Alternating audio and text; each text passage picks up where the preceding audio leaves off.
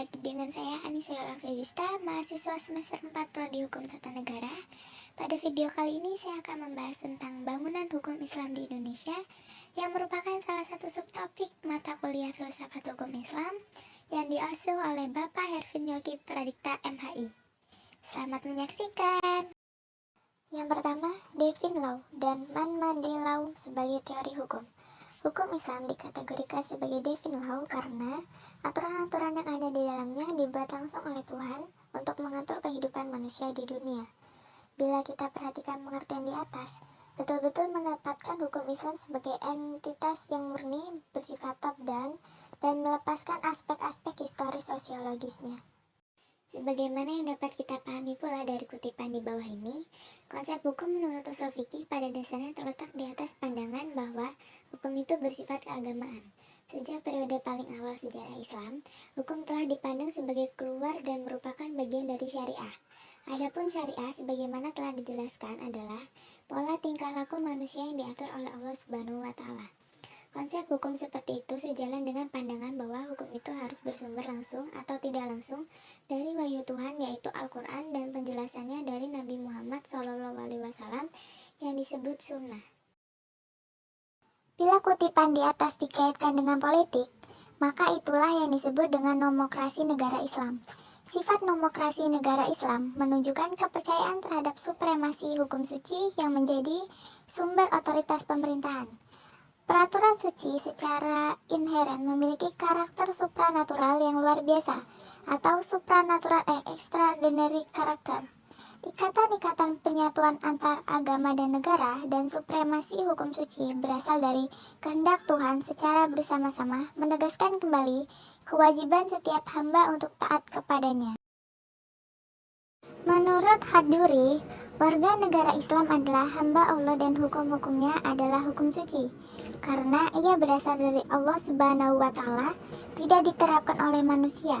Hukum suci seperti itu adalah pasti benar dan manusia hanya bisa mematuhi karena Allah Subhanahu wa Ta'ala lebih mengetahui dari otoritas maupun terhadap kebutuhan-kebutuhan hambanya. Dalam usaha dalam menaati hukum, manusia menyadari akan tujuan-tujuan agamanya.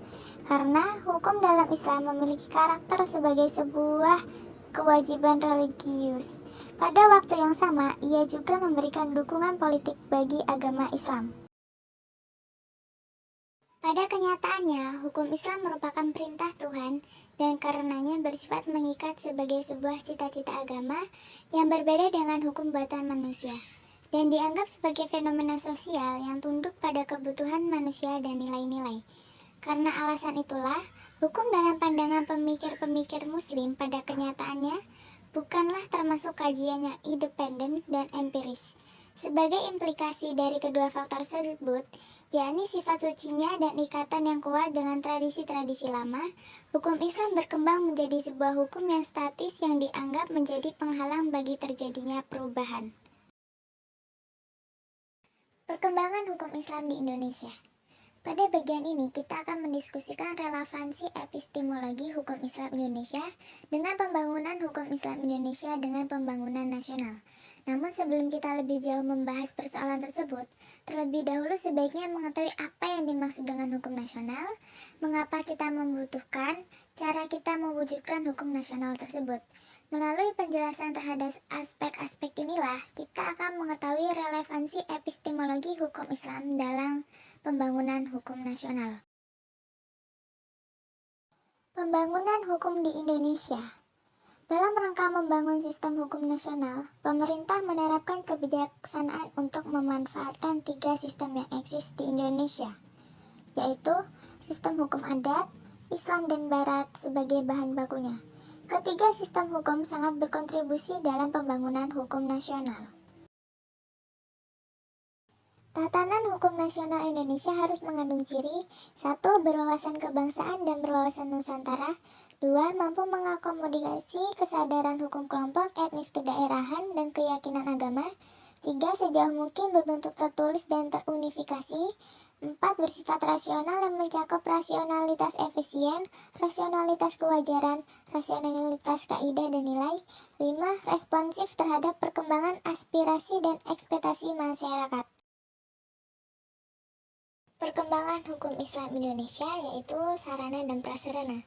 Berdasarkan penjelasan di atas, tampak sekali dalam hal penetapan kebijakan hukum di Indonesia, pemerintah telah menjadikan hukum Islam sebagai bagian dari hukum nasional.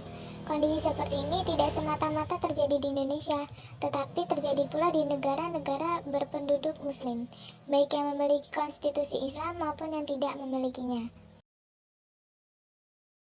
Sebagai sebuah sistem hukum atau bagian dari sebuah sistem hukum, ia mempunyai teks tertulis dalam bidang-bidang yang dicakupkan, memiliki lembaga peradilan sesuai tingkatan-tingkatan yang diperlukan, dan mempunyai alat penegak hukum untuk menjalankannya. Cukup sekian yang dapat saya sampaikan, kurang lebihnya saya mohon maaf. Saya akhiri, wassalamualaikum warahmatullahi wabarakatuh.